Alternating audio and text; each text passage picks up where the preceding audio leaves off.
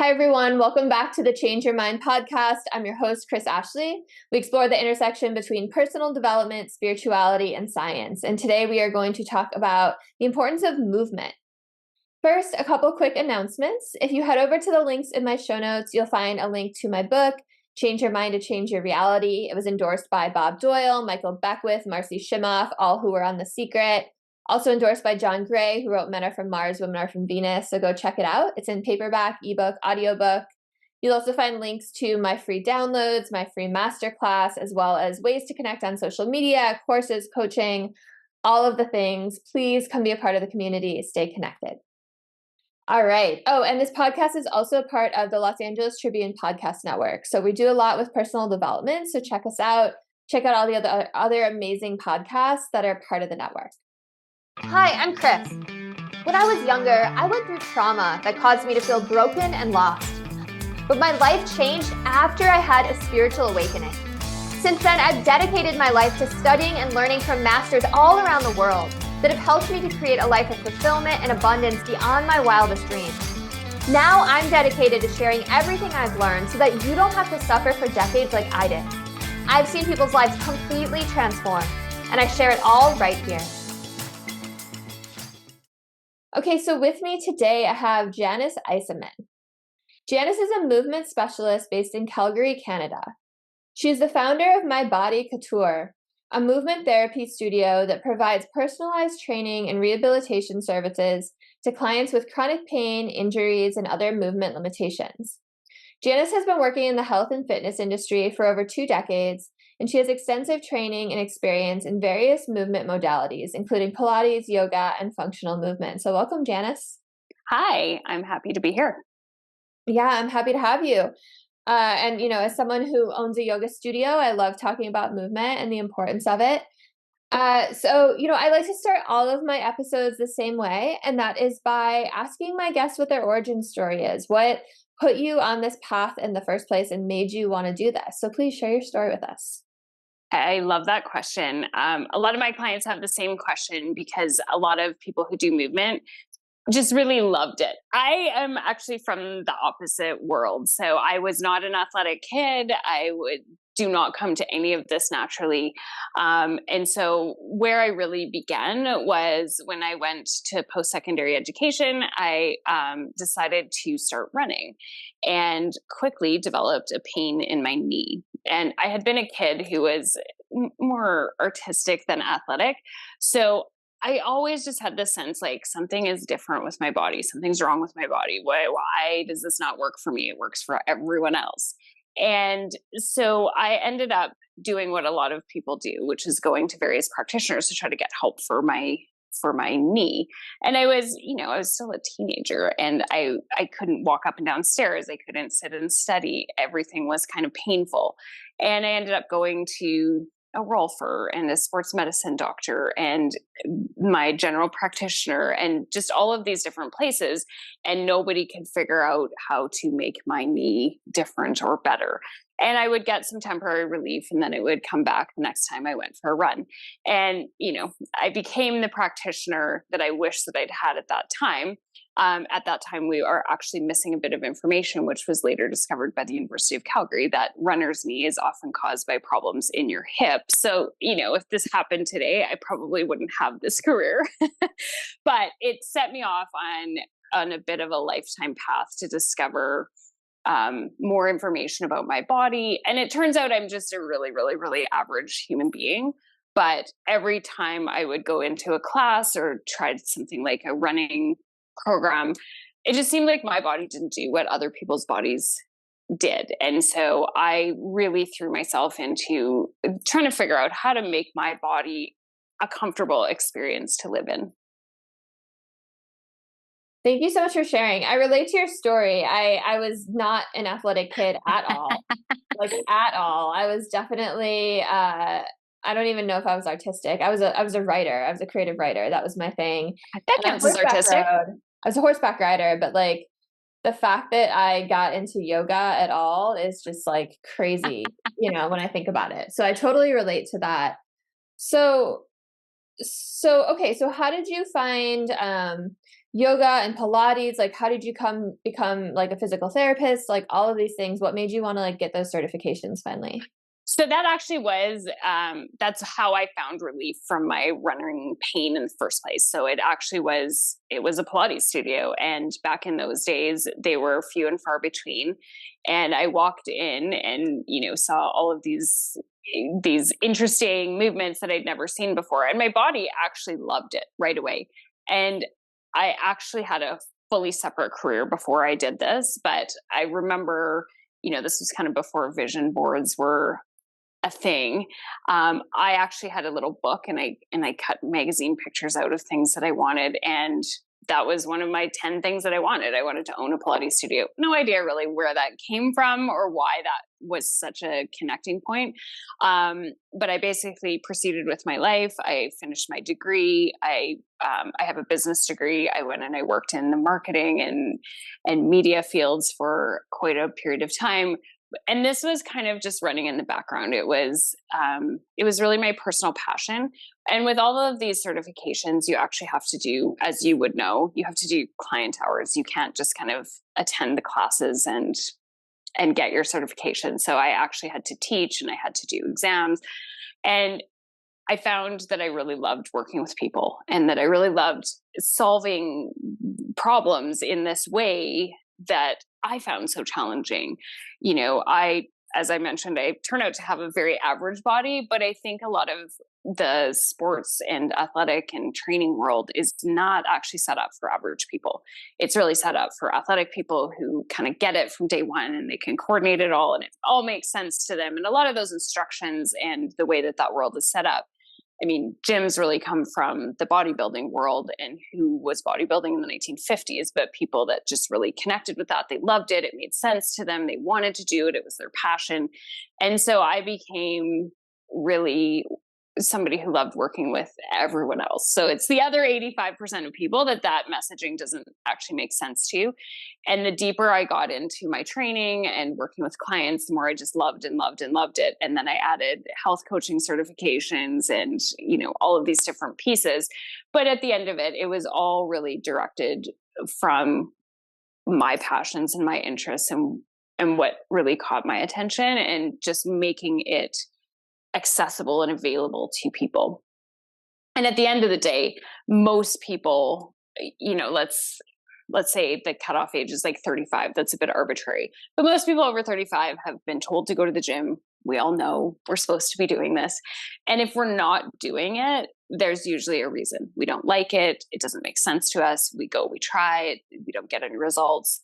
But a big driver is actually that our body's in pain. So we get people that try to go out for walks or try to do, various classes, including yoga, and it hurts. Like their back will hurt or their hamstring feels like it's ripping. And so that's really what I started helping people discover. And I did have as many people who kind of can tell this story. I had a client that actually really changed how I saw all of this. She came to me and had a childhood cancer, and she had to have surgery on her hips. The doctor said that she needed her shoulders replaced as well. And I worked with her twice a week for 2 years, and she never to this day has needed those surgeries. So that really became inspiration to me to start working more and more deeply into this level of people who have pain, people who have injuries, people who have kind of chronic conditions, and how I could help solve those in ways that were maybe not standard. So my goal for people is to get them moving.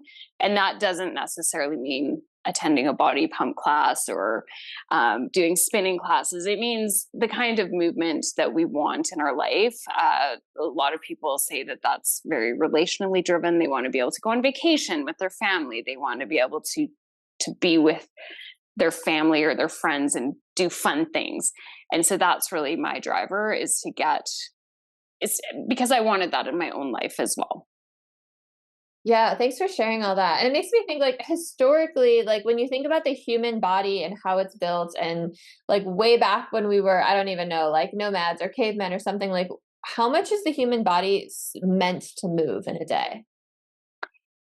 Well, I don't have a specific answer of how much we were meant to move, but I do have a specific answer of how much we did move. So there is evidence that shows that modern hunter gatherers walk around 15 miles a day just to get food. So that's 15 miles or, just over 30 kilometers. And I'm going to repeat that, just to get food. So that's not entertainment. That's not for fun. That is to stay alive. And I've seen other research that says that ancient humans spent about 75% of their caloric intake just to get more calories. So not that long ago in our history, we really spent most of our time on our feet trying to survive. We spent most of our time literally looking in bushes for berries and planting vegetables and trying to catch small game and then processing that and working with that. So the human body was not meant to sit. And that is an area where I find that the vast majority of my clients kind of bump into problems. And it's not our fault. Everything is made very conveniently for us these days. We don't have to go out anywhere to get food. We can actually get it right to our door. We do not have to walk to socialize. We have, cell phones that we can just press a single button and talk to people either on the phone or via FaceTime or video call like this. We can get in our vehicle or get on public transit and go wherever we want to go. We can get on an airplane and go across the world. And so the average person gets most of their steps when they're on vacation. So most of us actually find that the amount that I just shared with you, in terms of what it used to take to get food, that would be a monster day at Disney or a big day of touring Europe for most of us now. We're posting it all over social media. Like, look at this, I got, all these steps. But it's kind of a peak moment experience for us now, as opposed to just everyday living that we kind of have to do those things to stay alive. Yeah, it's super fascinating to think about. And how many steps do you think the average person gets in a day? There is research on this because most people now have something that counts the steps, and I don't remember what it is off the top of my head, but I think it sits in the 4,000 to 5,000 steps per day range. So what other impacts besides things like pain and stiffness does our modern lifestyle do to our bodies? What are the other impacts? It has a huge impact on our digestive system. So the way that our digestive system actually works is the movement of the pelvis by way of walking. That's actually what gives us motility of our intestinal systems. So that is actually meant to move. It's meant to sort of kind of think about a washing machine. It's got that sort of cyclical impact on it. And so a lot of modern humans actually have a lot of digestive issues because we're sitting a lot. So not only do we have our upper body pressure down on that area, but then we're not actually moving it. And so it's fairly common to actually have people that come in to see me that have significant digestive issues. And that ranges from they don't go to the bathroom to indigestion to they're literally just not processing their food properly.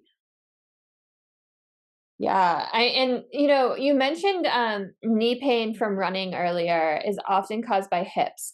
So I'd love for you to Yes. talk a little bit about how different body parts are connected in that kind of. So we often, when we learn in junior high or high school about our own bodies, which is very minimal, we often really learn about it from the framework of you look in a textbook and there's a discrete muscle and we memorize the muscle name, and then there's a bone and we memorize that name, and we think of them as really, really separate.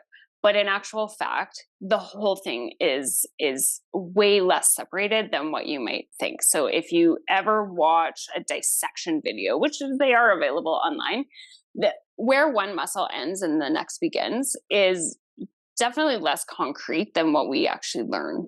And so that's the first thing, is that it's more of a flow. It's the same way that, if you think about driving across the United States, you might see a sign that says you're in a new state, but it's not like everything changes. It's not like it's not like there's actually a color shift or like a massive shift in the geography. Kind of just flows from one to the other. And, if you're driving, as you go, that geography is going to shift. So when you go from California to the Midwest, somewhere along there, there's actually quite a significant geographical shift. But where that actually happens is way less delineated than kind of like, oh, we're entering Nevada. Now it's all different. So That's the a cool body's metaphor. I like that. The body's basically the same as that. So, we all know that there's a difference between your foot and your hand, but where does that shift occur? It's less solid than the textbooks would have you believe. And then we also have connective tissue that's running through the whole body.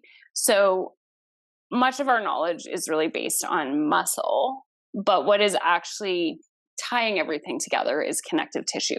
So there's something called fascia, which used to be described as kind of, the skin over top of a chicken breast. And that is true. That kind of creates what we think of as muscle, but it also goes through all of your fibers. And there's channels that run all the way up and down through your body. And they run in different patterns than the muscles. So they're not just kind of like big chunks of things that are kind of stuck together. So you've got almost ribbons running through the body. And we have a lot of communication between the muscle groups and between the different elements.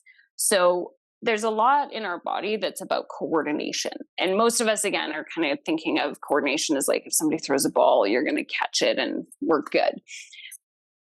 Coordination in this sense really means your brain says, I'm going to stand up right now. And 15 or 20 different things have to happen for you to be able to stand up.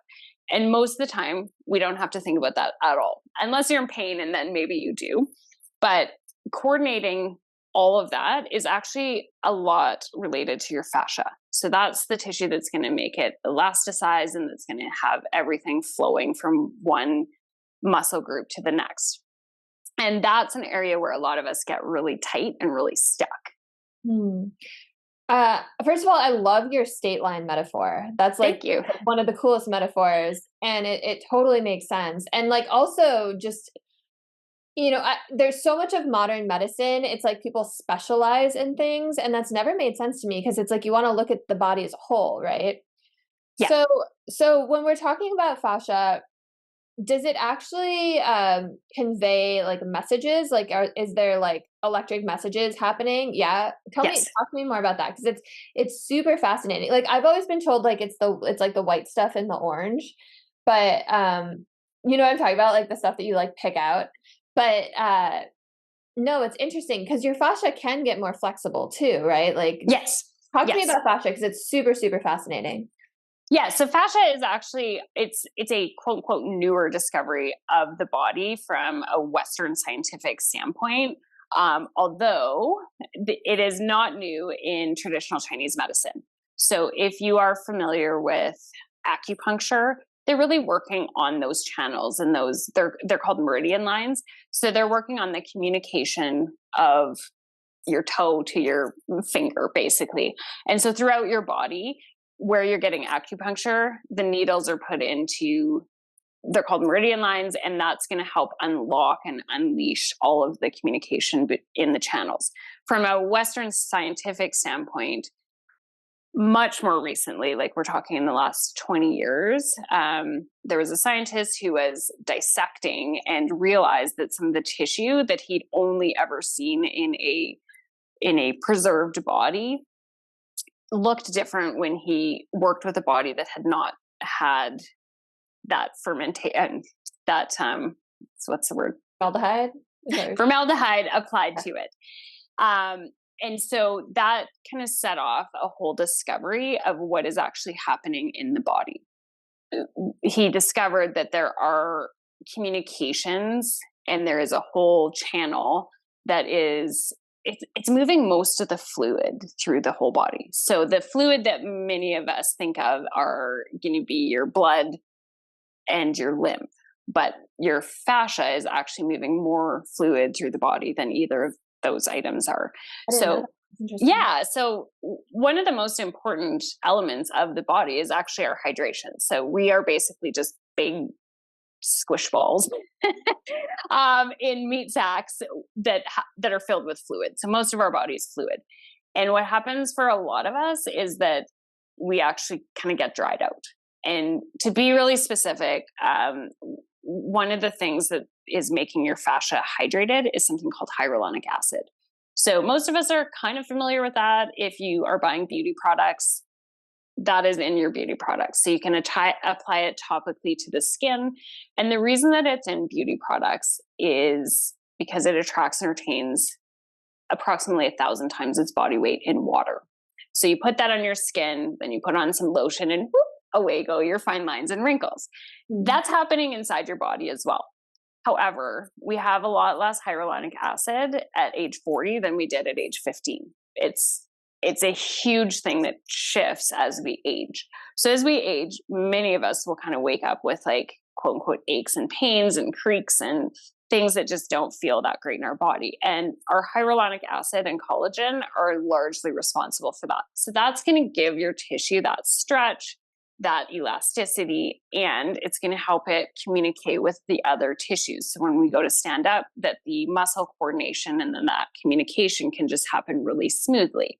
We all know what it feels like when if you drink too much or you're dehydrated, it just kind of feels bad. So that happens naturally as you age. And that's where we really, a lot of us could use work on keeping that tissue elastic and stretchy and communicating and all of that fluid moving through the body. Thank you so much for teaching me all of that. I love learning about the body. It's so fascinating. So when someone is in pain, is it often caused by this like drying out and stiffness of the fascia? And then like, how do you get that stretchiness back? Like, do you do it by supplementing with collagen or whatever you're saying? Hyaluronic acid. Hyaluronic acid. I'm like, I can see it spelled out, but I've never actually said it out loud before. Or is it through movement modalities? Like, what do you recommend? So when someone's in pain, there's often kind of, from my lensing, there's two things that are really causing quote unquote the pain. One is a lack of hydration, and that's going to be that hyaluronic acid and collagen and that stretchiness. And the second is lack of space. So if you think about literally taking your finger and pressing it down into your hand, that kind of hurts, right? Versus pulling it out. That's going to feel like, I have some space in there.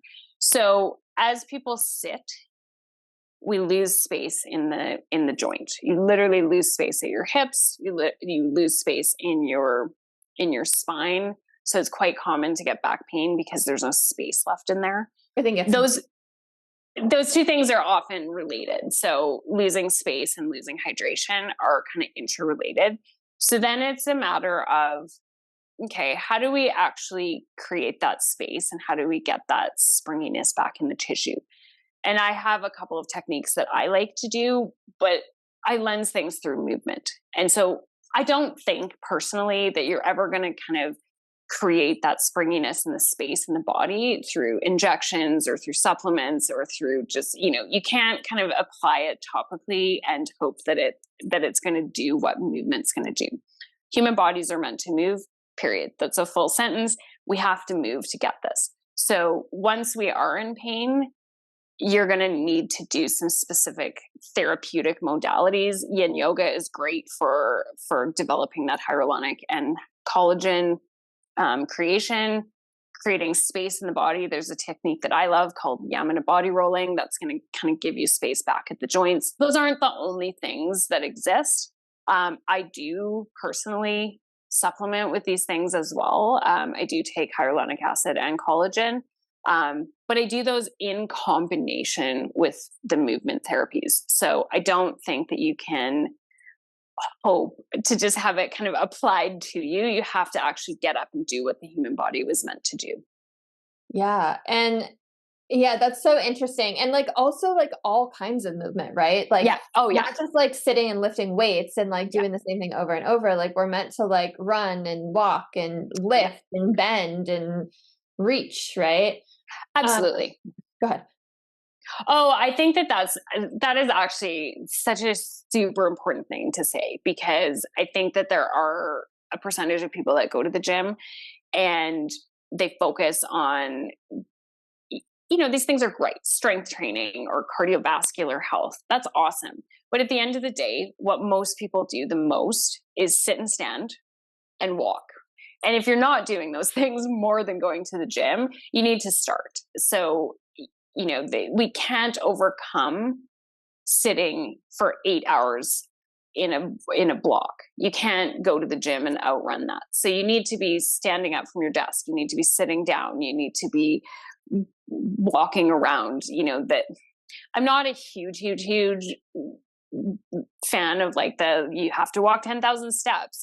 There's actually new research that shows that the magic number for longevity is 8,000 steps twice a week. But that's still, that's going to exceed what the average person is actually doing in a week. So you need to just find a way to get more steps in. And that could be anything. I get steps in by just sort of quote unquote wasting time. It's not efficient for me to walk to the post office, but it helps me get those steps in because our modern world is created in such a way that I literally don't have to, right? So I think that you have to walk and you have to sit and stand. And if you have a desk job, that means that you have to stand up and you can sit right back down again, but you just have to get those fluid and the tissues and everything kind of moving. And you have to do that throughout the day. Yeah. And 8,000 steps twice a day doesn't sound like a lot to me, or twice a week. I mean, doesn't sound it's not. It's only twice a week. Yeah, no, I know. It's not even the 10,000 steps a day that we were kind of arbitrarily told. And it just shows you how the human body actually doesn't need that much to actually thrive.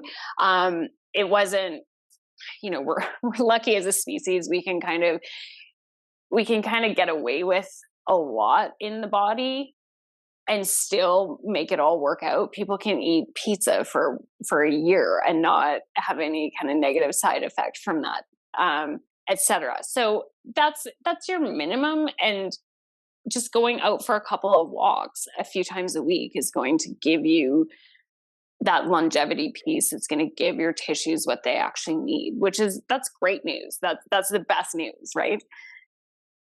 Yeah. Yeah, no, totally. I mean, and walking is so therapeutic, emotionally too. Yes. Which actually kind of brings me to the next thing I wanted to talk about is, how do you see emotions being tied into pain and stiffness and ailments in the body?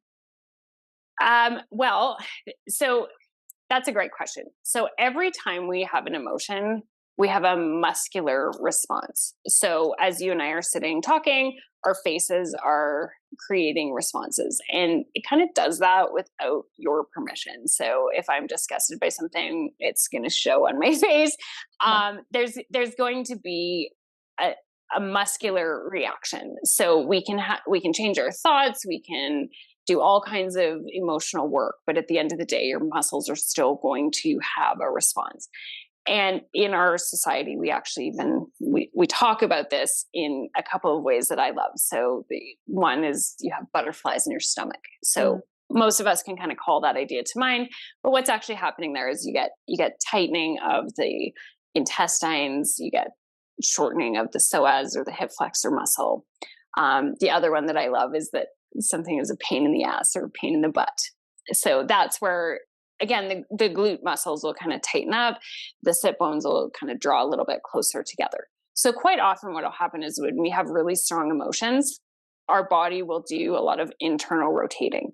So if you think about, and that could include being warm and cozy. So if you think about the winter time and you want to be comforted, you kind of curl up into a little ball. So we make ourselves smaller, our shoulders roll in, we'll often pull our hips in towards us. So that even is a comfortable emotion. But when we feel stressed, we can have a lot of emotional response to that too. So something that's really common is pulling the shoulders up into the ears when we feel a lot of stress. The two biggest areas I think that people really have a strong emotional somatic response are in the shoulders and in the stomach. And the reason for that is because the two most exposed areas of our body from a skeletal standpoint are our neck and our torso. So if you think about, your arm, if I was to take a knife and hit my arm, we would hit bone there pretty quickly. That's not true in your viscera, in your stomach, and it's not true in your neck. So our body has a really strong protective mechanism of our stomach and our neck. So when something feels a little bit icky, we kind of become like a cat. Cat will arch its back. We'll lift our shoulders. We'll jut our head forward. We'll do a lot to kind of get the neck out of the way. And same thing at the abdomen. So whoop, the whole torso will just kind of shrink. That's a really protective thing that is happening. But a lot of us are having that response and not even actually being aware that it's happening. So, and your emotions in your body are one thing. So although we've medicalized it and said we go to the doctor for our body and we go to the psychiatrist for our brain, it's one system. So it's really what we were talking about earlier, where that whole system is working in coordination with each other, and you can't separate it out. There is no way to actually kind of smile and make yourself happy if you're not actually happy. I can do the facial movement, but it doesn't mean that anything has actually changed emotionally in the body. But vice versa, when I'm scared, the hair on your arms are going to jump up. Maybe your shoulders are going to jump up. You're going to have a really strong somatic response.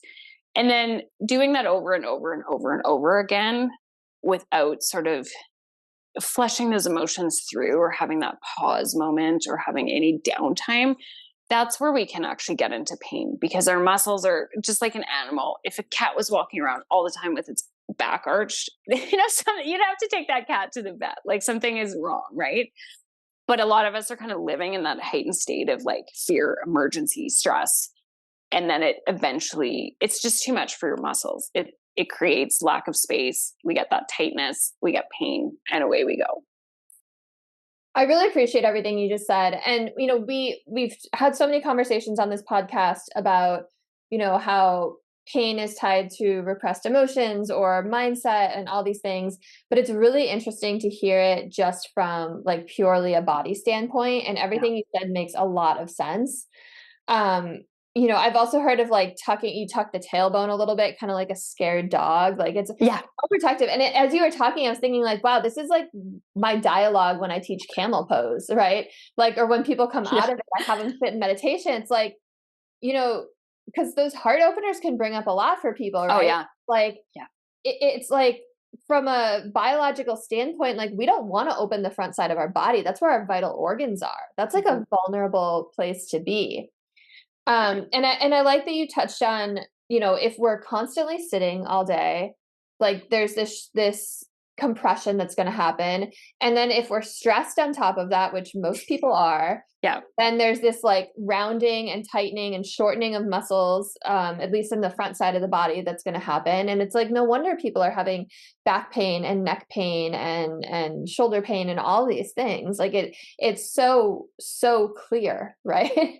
Absolutely. Yeah. I mean, end of the day, we're living in a manner that's really divorced from the way that we were born to adapt to. So, most of us, if you strip out the city where we live in, look at the ground underneath you, you would have been walking on that terrain. You would have been searching around on that terrain for food, hunting, gathering, eventually cultivating crops. And those kind of modern stressors wouldn't have been peaking out every second. Many of us, every time we check our email or pick up our phone, there's a million things that are kind of popping up that feel like severe emergencies. So we don't even have to wander into the world of trauma to kind of see that we're living in a way that we didn't adapt to. So there isn't really any way to remove all the flooring and remove all the sidewalks and remove all the shoes and kind of go back to all of that. And most of us wouldn't want to anyways, but we probably do need some sort of practice. And I also am a fan of yoga for that, to just have some time where we chill out and we move our body in a more directed way to release some stress and to bring our nervous system down and to do some movements that maybe don't feel supernatural, like opening our chest. we don't currently have to do anything that's ever super awkward or uncomfortable with our body. But I can assure you, if you had to drag a buffalo, you would have to do some things that we currently don't ever have to do with our body. So we don't even have to go to super extremes. But you mentioned this a while ago, you're squatting, you're lunging, you're throwing, you're twisting, you're rotating. All of those things were just part of how we moved. And so look, that's again another reason why I love yoga, because we incorporate a lot of those movements, which are quite natural to the human body. And they're not always going to feel comfortable. Yeah, totally. You said something and I wanted to comment on it because I really liked it. And I have like serious pregnancy brain right now and it totally just flew back. But how much movement should someone get in a day, like the average person? And I know it's hard to say average person. Let's say most of my listeners are in their 30s and 40s. So how much movement should someone in their 30s or 40s get in a day? I'm going to give a really specific answer. More than you're doing.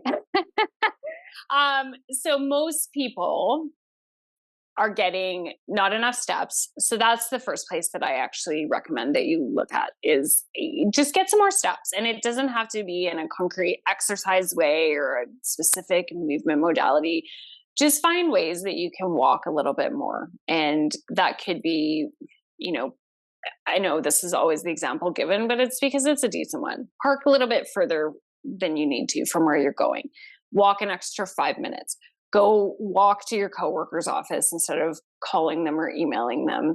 Make sure that at lunchtime you're actually standing up. Lots of people now are eating at their desk, and I had a desk job. I get it. I know why that's happening, but take that 5 to 10 minutes and just walk around your office or go out on the street or go to a park or go somewhere.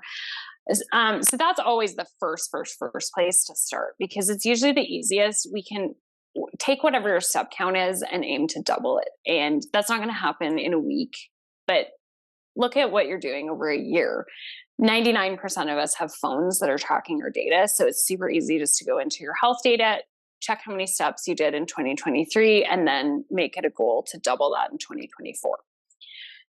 Then in terms of kind of, your more formalized exercise programs, there is a benefit to doing specific strength training and cardio and flexibility training programs. There's a reason that those are recommended. So ideally, we want to aim for kind of 2 of those a week. That's, again, a really big stretch for a lot of people to start with. So even if you can try to get 4 a month, find a yoga studio, find a gym, find a personal trainer, find a clinician or somebody that you like working with, find a friend, and, decide that you're going to do 1 class a week. Then after 6 months, if that's sustainable for you, see if you can add a second one. And find something that you love to do. Some people like riding their bike. Some people like going to the gym. Some people like strength training. Some people prefer yoga. So it's going to be something that you're like, I really like this. And it can be really anything. So, if you want to relax, you can try a yin. If you want to do something more active, you can go to your studio. If you just don't want anything to do with gyms or programs, call a friend and say, do you want to go for a walk once a week, and get kind of that bigger piece. So I always start with where someone is. And we never want to go past the point where we can sustain it. So it does not do the human body any good to take on a program in New Year's resolution style is the most common way to do it. And we see that throughout the year. It's like, okay, next week I'm going to start, I'm going to do 7 days a week. That doesn't help you if you can't stick with it. So I'm really big on do the smallest replicable amount. And the reality is most people don't have a ton of time. So it is take a look at what you're doing now and add 10%. Add 10% a month until you're like, I can't do this anymore. And then stop there. And then just repeat.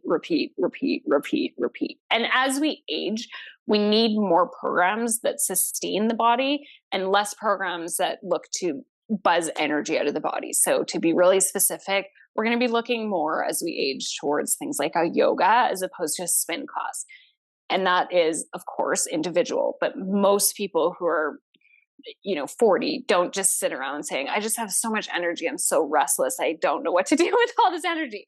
We typically are looking for that energy and feeling like a little bit tired and maybe burned out. So that's where you're going to do a more restorative program. That's going to help give your body that balance, and you're more likely to actually continue it than a program where you're like, I really pushed, I hate it, I need tons of motivation to go. So that's really, there probably is a more scientific answer, but science doesn't matter if you're doing nothing or if you're getting 2,000 steps a day. That 8,000 steps may take you 3 years to actually kind of build into your life, and that's okay. I like that answer because it feels really manageable, right? It doesn't feel like scary or overwhelming, or like, because if you tell someone like you need to work out 5 days a week, like some people just shut down, Yeah. right? And just to go back to what you're saying about, like, if you're in your 40s and you're feeling burnt out and tired, to do something restorative, like yoga can give you energy too. Which is amazing, right? It's like, I feel like the more you're active, the more energy you have. Like they go hand in hand together, right? It's like when you're just sitting around, like you just get so lethargic, and it's like, it's just like such a chore to like get up and get started. But as you start doing these things, you feel better. And I also like that you say, like, do the program that feels good to you, that you like doing, right? Because you're gonna want to keep doing it. Like, that's what drew me to yoga, is I felt so damn good after. Yeah. I was like, wow, for the first time, my mind is clear. My body feels like I'm floating. Like this is like addicting, right? I want this feeling. And I like kept chasing that high. And then it was like, oh, I'm like I would just go whenever I felt drawn to my mat, which became like every day. But then I have reached those points where I'm like, oh, this is too much of my body. So it's like, Yeah, it's super smart to listen to your body too. absolutely. And I do want to mention that there is some research that shows it takes, on average, 6 weeks to start seeing results from a new program. And the average person actually quits at week 5. So quite often we're actually quitting before we kind of start to feel the results in our body. There, of course, are exceptions. There are people who maybe had more of a history of working out and it just feels like, I can just drop back into this. But the average person takes a while to actually start to feel or notice or discover those shifts in the body. And they might actually be a little bit more subtle. So we're kind of seeing a lot of magic happening on Instagram, where we see the before and after pictures and these big dramatic things. It might not feel like that to you. It might, and that's great. And you can, post that story and get involved in that. But a lot of people, it's more exactly what you just said. You're just feeling a bit more energy. You feel a little bit more mental clarity. You notice that you can get a few more things done in a day. You notice that you're maybe a little bit less stressed out. So I really like to frame this in the sense of there's black and there's white. So when we have a black shape in front of us, that might be something like body pain. We can usually identify where it is. It has a black shape. We can notice that. When that goes away, it's really hard to notice a white object, white space. So what we're often looking for out of fitness programs and out of nutrition programs, things like that, are actually the white space, where we just can run our life without noticing the body. So we might have something where we notice, I have more energy. But you might also have to go back in your mind 6 months to notice like the difference between the two. And then we really quickly forget what the old us felt like. So unless you're a professional or blogging or doing Instagram posts, it can be really hard to remember what it felt like to not have energy and to not have mental clarity and to be kind of flustered all day and to not get through your to-do list. So I always tell people to look for that white space, that white shape in front of us, which is a lot more subtle. It's a lot harder to pick up on. And we're not necessarily looking for that quote unquote body transformation. We're looking to feel good, and we're looking to have our body running in the background, the engine that's just running our life behind us, where we don't have to notice it or think about it all day. But that actually takes a lot of work. It takes a lot of work to actually to get it just running smoothly without us having to notice it. No, I like the idea that the goal is to like basically forget the body, right? Like in Yep. terms of stress and aches and pains. Awesome. So thank you so much for coming on and sharing all of this. I'm sure it was super helpful for all the listeners. And I'd love for you to let people know how they can work with you, where they can find you, where you are on the internet, what your offers are, all the things. For sure. So my business name is My Body Couture, which is 3 words: my, M-Y, body, B-O-D-Y, couture, C-O-U-T-U-R-E. So you can find me at the .com or any social media site where I exist. I am under My Body Couture. You're welcome to reach out and to, of course, follow or engage, and just reach out if you have any questions or comments, or if you love this episode. Do you work with people online or I is do. it in person? Okay. Yeah. So I have an in-person studio, and then I also work with people digitally. Awesome. Thanks so much for sharing. And thank you again for coming on and educating all of us. And listeners, please like, comment, share, subscribe. If there's someone in your life who you feel could really benefit from this information, please send it to them. And I hope you have a beautiful rest of your day.